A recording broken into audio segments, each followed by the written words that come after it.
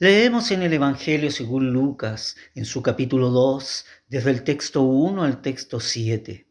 Y aconteció en aquellos días que salió edicto de parte de Augusto César, que toda la tierra fuese empadronada. Este empadronamiento primero fue hecho siendo Cirenio gobernador de la Siria, e iban todos para ser empadronados, cada uno a su ciudad. Y subió José de Galilea de la ciudad de Nazaret a Judea, a la ciudad de David que se llama Betlehem, por cuanto era de la casa y familia de David, para ser empadronado con María su mujer, desposada con él, la cual estaba encinta. Y aconteció que estando ellos allí, se cumplieron los días en que ella había de parir, y parió a su hijo primogénito, y le envolvió en pañales, y acostóle en un pesebre, porque no había lugar para ellos en el mesón. El advenimiento de Cristo es un evento fundamental en el cumplimiento de aquella promesa divina. Así es que la cristología paulina se centra en la importancia de la venida de Cristo en la historia de la salvación. En efecto, podemos leer en la epístola a los Gálatas en su capítulo 4, que dice: mas venido el cumplimiento del tiempo, Dios envió a su Hijo, hecho de mujer, hecho súbdito a la ley.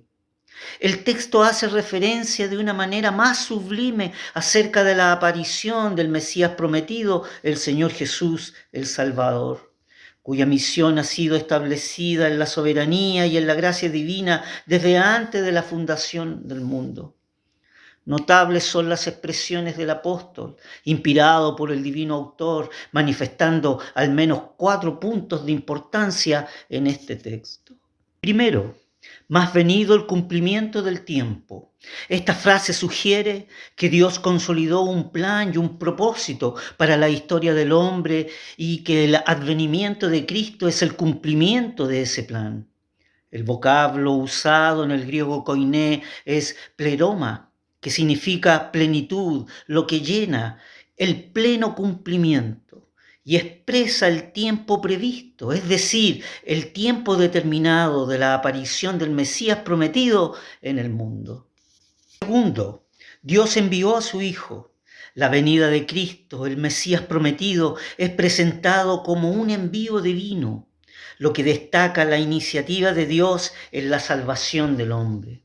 Aquí el vocablo usado en el griego koiné es apostelo, que significa enviar, despachar, hizo partir. Dios le envió, despachó a su Hijo para su obra soteriológica, es decir, salvífica. Tercero, nacido de mujer.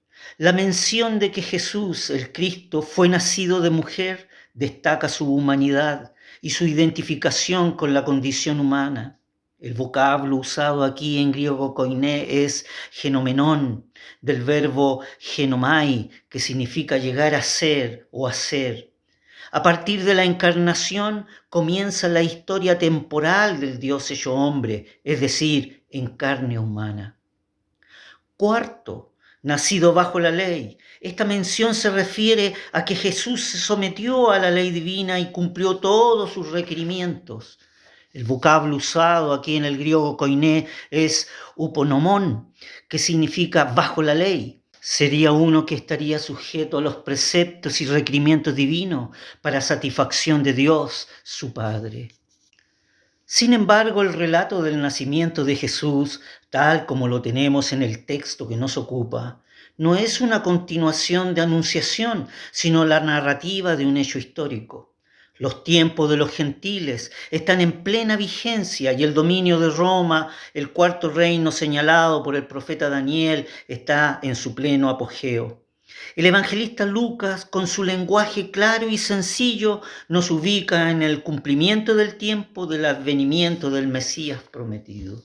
Llama la atención, fíjese, que el texto comienza con una partícula griega expresada egeneto del verbo ginomai, que significa acontecer, ocurrir, suceder.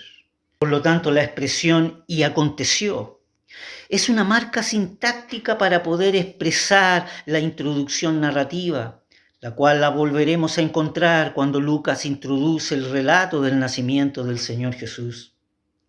El texto comienza manifestando el tiempo del reinado del emperador Augusto César.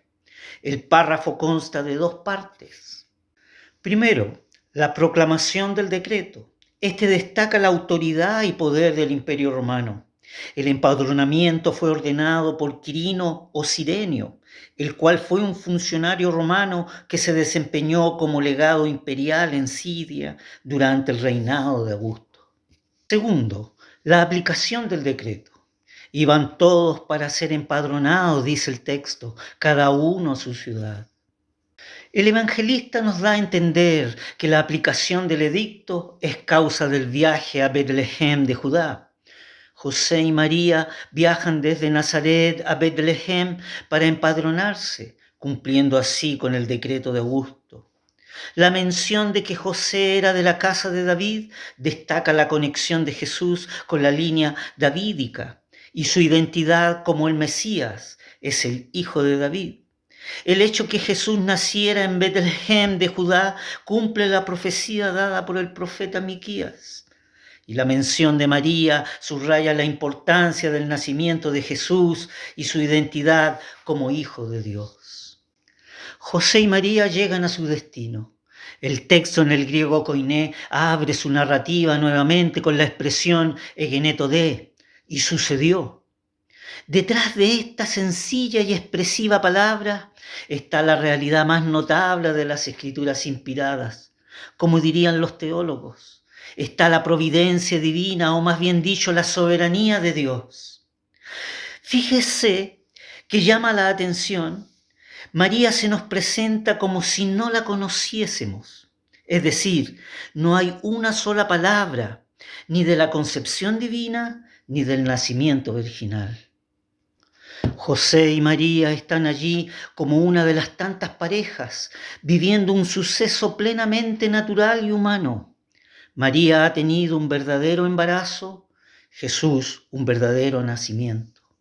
No existe ninguna intervención divina en la cual ha ahorrado a María los dolores, ni la angustia ante lo desconocido de un primer parto, ni las horas que dura, ni la debilidad creciente. Es notable la expresión del evangelista al mencionar de María que dio a luz a su hijo primogénito. El vocablo usado en el griego koiné es prototokón, hijo primero o primogénito. Lucas expresa una explicación al respecto en el texto 23, diciendo, como está escrito en la ley del Señor, todo varón que abriere la matriz será llamado santo al Señor.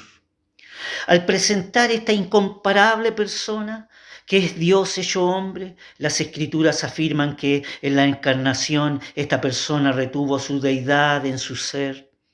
No en vano está escrito de él, porque en él habita toda la plenitud de la divinidad corporalmente. Por tanto, desde el momento en que Cristo se hizo hombre, su deidad plena estaba en él.